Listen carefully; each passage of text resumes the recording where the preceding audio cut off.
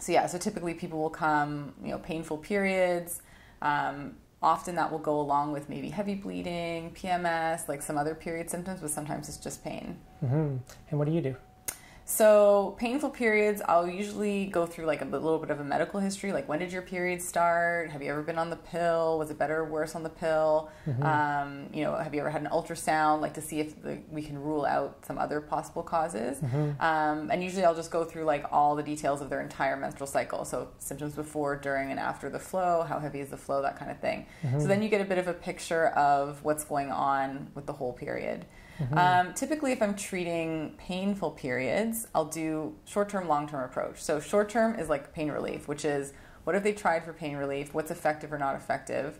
What are their symptoms that go along with the pain? Because it's usually not just pain, like it might be pain and fatigue, or some people have pain so bad they're vomiting or whatever. And then I'll usually try and put in place like naturopathic stuff for pain relief.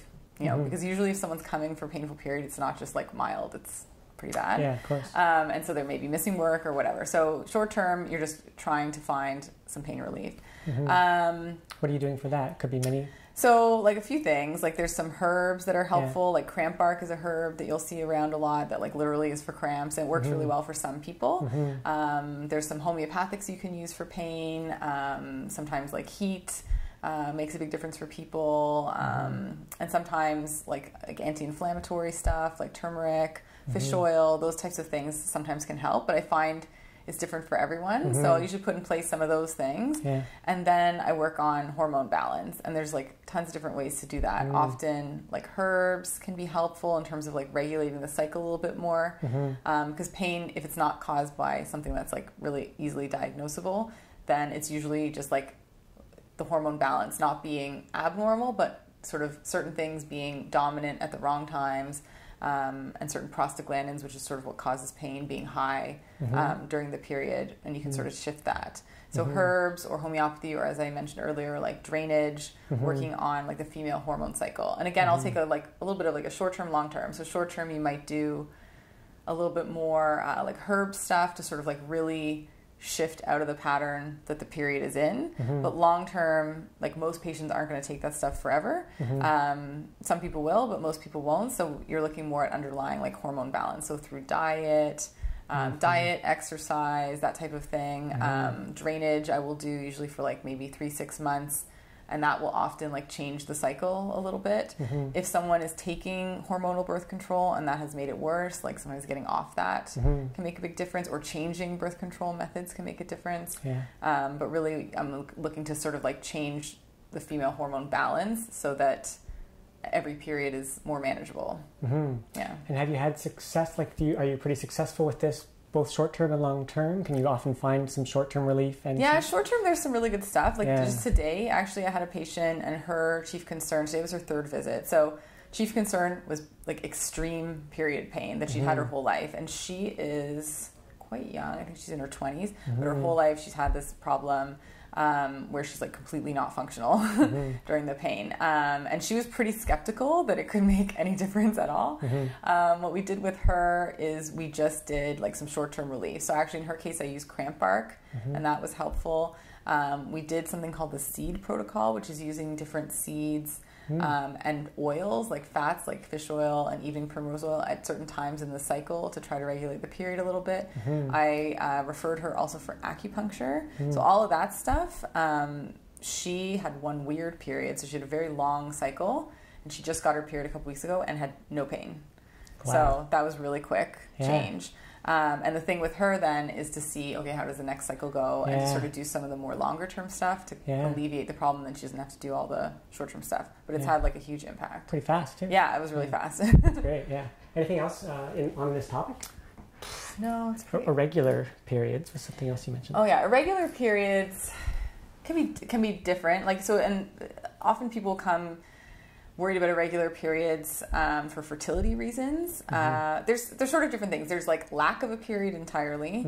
There's periods that are irregular and that they're not predictable when they come. And then there's periods that people will call irregular, but they are regular but odd, like where they'll have spotting before or in the middle of their cycle, that kind of thing. So they're all a little bit different, but I would take a similar approach. In that case, I'm not looking so much for short-term relief because it's not like a symptom. Like, it's not a problem to have irregular periods necessarily. You have to really get more to the root. So then I'm looking more at, like, short term, I would use more herbs, again, to regulate the period. That can be done really quickly, like within a few cycles. Acupuncture can make a big difference there too. And long term, I'm looking at, are there any underlying causes that are causing this? If there's a lack of a period, what's going on with the hormones?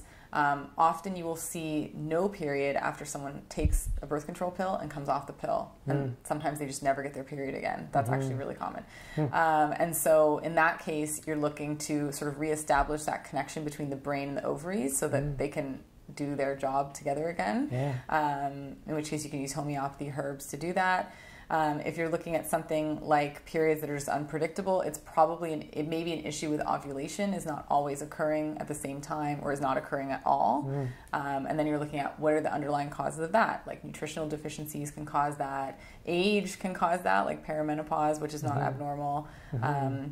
Again, the wrong hormones being dominant at the wrong times of the cycle can cause that. And the same thing with spotting, is you'll often see spotting in the middle of the period or right before the period or even after the period, again, if the hormonal balance isn't quite right. So it's a little bit different in that you're not really treating it as a symptom, you're treating it as like this is a sign of an underlying issue that needs to be resolved. I can really see how a naturopath can be so helpful because it's hard to figure this out on your own. There's so many possibilities. Yeah, it's hard to figure out, and it's really helpful. Like, you know, a good example is like after coming off the pill, a lot of women come off the pill because they're like, I want to get pregnant. And I want to get pregnant usually like immediately. So, but sometimes they don't get their period at all, and so it can be really confusing. There's so many possible causes of that.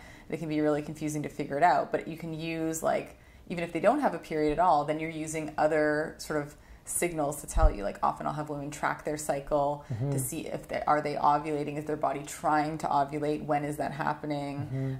You can do some hormone testing to see if their body's trying to ovulate or trying to go through that cycle and get an idea of what's going on. But sometimes it's just time and sort of treating. And like recently I had a patient, I think she first came to see me, I think it was August last year.